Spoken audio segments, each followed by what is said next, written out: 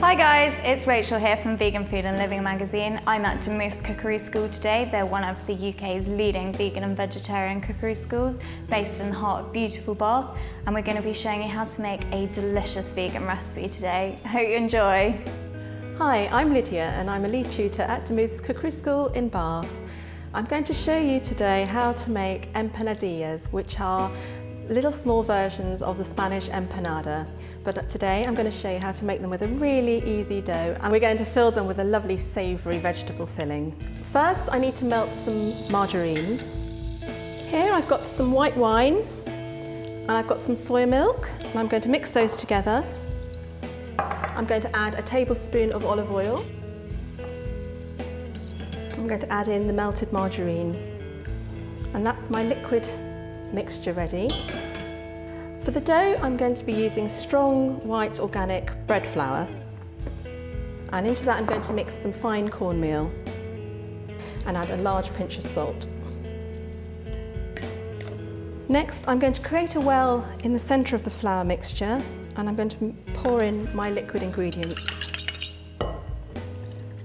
And then it's just a case of combining everything together until it forms a dough. So I'm just going in with my hands now to bring this together. Sometimes you need to add a little bit more liquid. So I'm just going to add in about another tablespoon more. The dough should feel nice and soft, but not wet and sticky. Once the dough has formed a ball, I'm going to take it out of the bowl,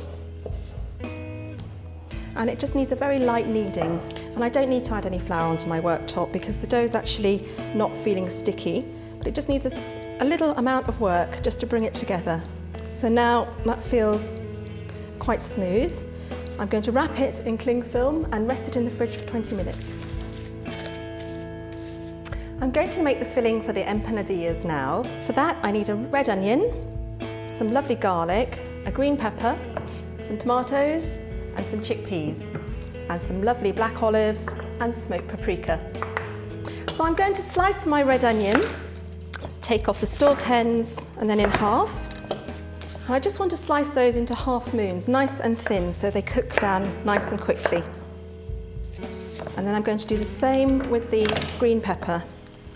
Let's cut it in half and remove the core and the membrane and any seeds that are in there. I'm just going to cut that nice and thin. And then I'm going to add 2 tablespoons of olive oil into a hot frying pan. So sort of medium heat, and then in go the onion and the green pepper. So these need to cook now for about 10 minutes until they're soft and not going brown. So it's important to get the right temperature under your pan. And while they're cooking, I'm going to prepare the rest of the vegetables.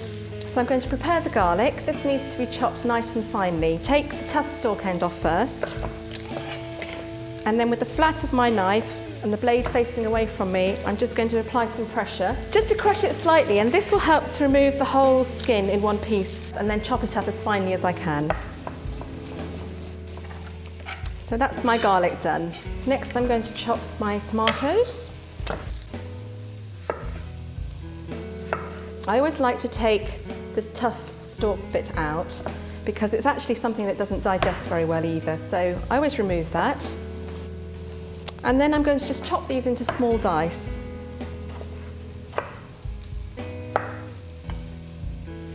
I'm going to now chop up the black olives. These are Kalamata olives, but you could use any black pitted olives.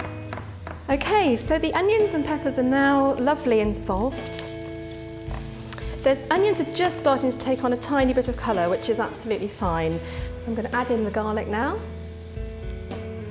And I'm also going to add in half a teaspoon of smoked paprika. You could use regular paprika if you prefer, but the smoked does give it a lovely, authentic flavour. And then I'm just going to stir those in. So you want to cook this until the garlic smells lovely and fragrant, but be really careful not to burn it, not to overcook it. And when that garlic smells really fragrant, we can add in the rest of our ingredients. The chopped tomatoes. Then I'm going to add in the olives. And last of all, the chickpeas. You want to cook this mixture for about 5 minutes, You don't want a wet, saucy consistency. It needs to be a little bit dry, but you do need to cook out those tomatoes just a little bit longer.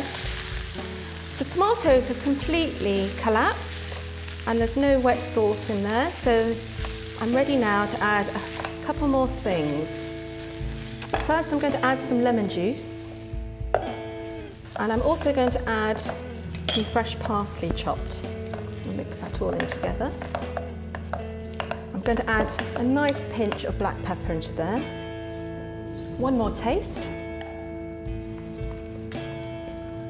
And I'm happy with that.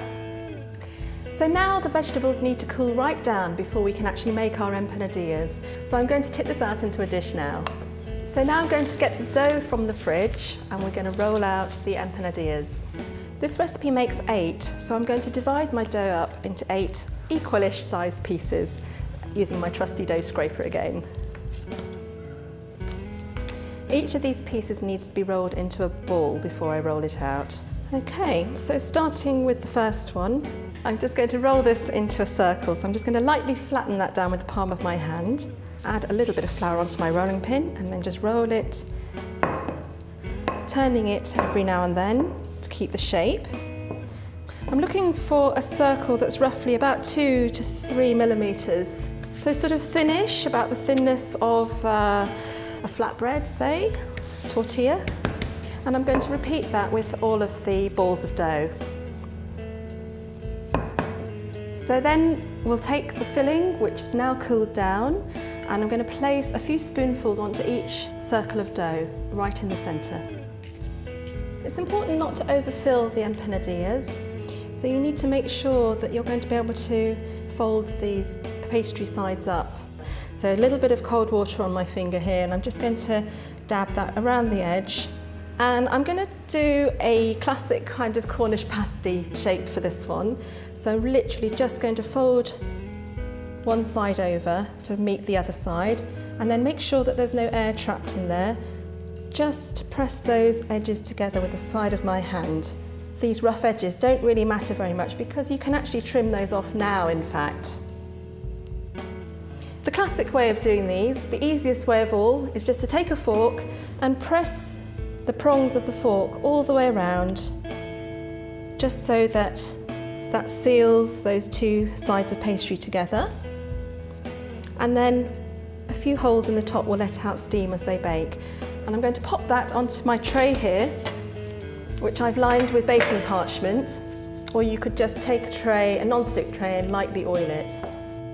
So the next shape I'm going to show you is very similar, in fact. So again, I'm just going to dab a little bit of water along the edge of the pastry, and I'm going to fold that over, make sure the filling doesn't escape, and just seal that all the way round.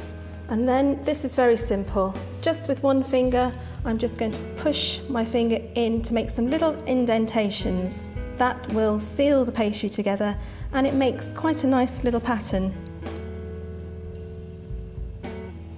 But you do need to remember just to poke a few fork holes into the top. And now I'm going to take this one. This is probably the one shape that is a little bit trickier and requires some practice, because I'm going to do a rope crimp. I'm just going to thin the edges there a little bit with my thumb. So starting at the very end here, I'm just going to tuck that over and just pinch it shut. Then I'm going to take the little bit next to that and do the same thing, and each time I'm pinching them shut. So you're just rolling the thin end of the dough over itself and tucking it under, but it does require some practice. So once you've made all of your empanadillas, you'll probably be better at the end than when you began. There, and so then we've got a little crimp going on, and again, some fork holes in the top there. So we're going to glaze them with a little bit of, you could use almond milk or soy milk, you could even use olive oil, just to gives it a little sheen. I'm just going to brush lightly with this soy milk. And actually what really helps these to pretty them up is to decorate them with something. So I've got some sesame seeds, I've got some Aleppo chili flakes. So if you just sprinkle a little pinch over the top, it just jazzes up that pastry.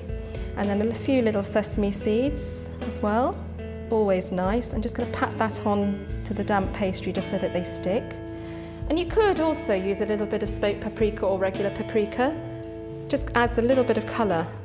So I'm going to do all of my empanadillas like that. My empanadillas are now ready to bake, so I'm going to put this tray into a hot oven at 200 degrees for 15 minutes or until they have a nice golden colour. So the oven is pinging, which means our empanadillas must be ready.